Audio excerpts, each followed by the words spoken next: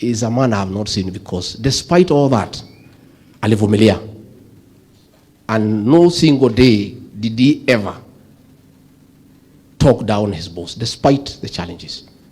Mimi amenipatia kazi, I actually cannot cope. It's too much. Amenipatia facilities ya kufanya kazi. Mandege amenipatia, magari amenipatia budget. Mawaziri wote wanaripoti kwangu kabla kwenda kwake. So mimi, I have no choice but to succeed by helping him to succeed. And that is what deputies must do. Now my deputy, now my governor, mkuwe kama William Ruto. Now my deputy, muwapatie nafasi wafanya ka? Muwapatie. And you know, when you have a boss who has no inferiority complex, you succeed. President William Ruto will never feel threatened by my activities, because he is qualified, he is competent, and he has confidence that he is there. So anatukubalia tufanye kazi. Ndio mimi nataka kuambia hao viongozi. Nimeona narrative that was being driven by the media in the last 2 weeks. Oh, there is a problem with the presidency. Oh, Rais na deputy, ati they are not together. How? How? And the reason is this. This country is used to conflict throughout. Since independence, there has been conflict throughout. So our media and our analysts cannot stay when there is no conflict. So they must create one for them to be relevant. So walianza, wakasema, oh, deputy president has a problem with Musalia. Wakaenda, wakaona hakuna shida, kazi inaendelea.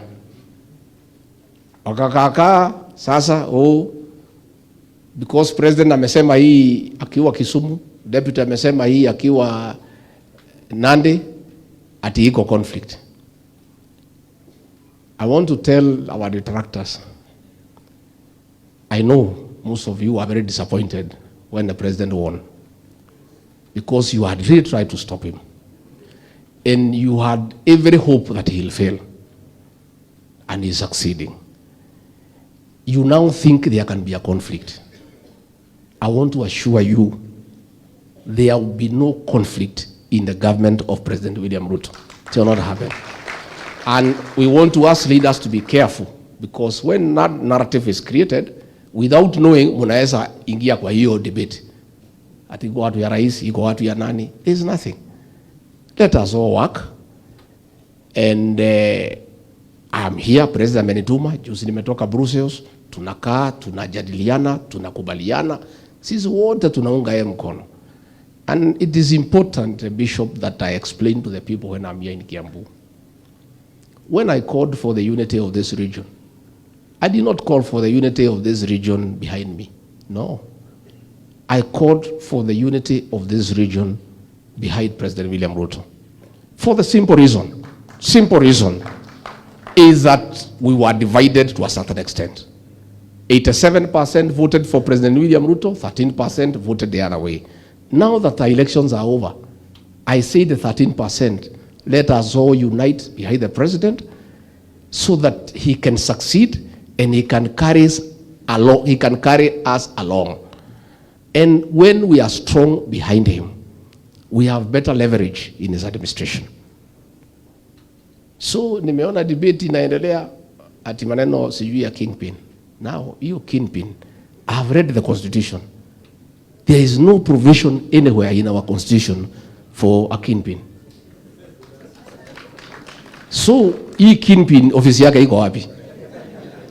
Mshahara yake ni ngapi? So, if there are people who want to that office, I'm not part of it because maybe I'm deputy president.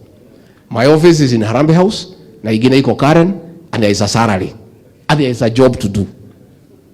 So, if there are people who are interested in that position, si wachukue waendelee na kazi yao, then watuambie ofisi yao iko wapi, functions yao ni gani, mshahara yao ni pesa ngapi, wataretire siku gani. So let us not, people want to be trivial because they want to look for issues where there are none. I am Deputy President for the Republic of Kenya. I assist the President to run the country. I have no time or desire to aspire for any other office, because ile kazi mimi nimepewa na Rais Bishop, my day starts at 5 and ends at midnight. If I just tell you my duties so that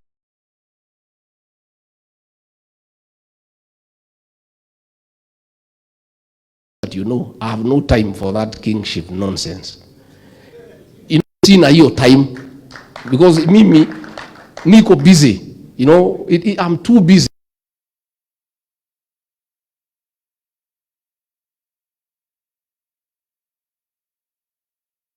Mtu ya kuitwa kuja kibia hapa, fanya, niko hapo.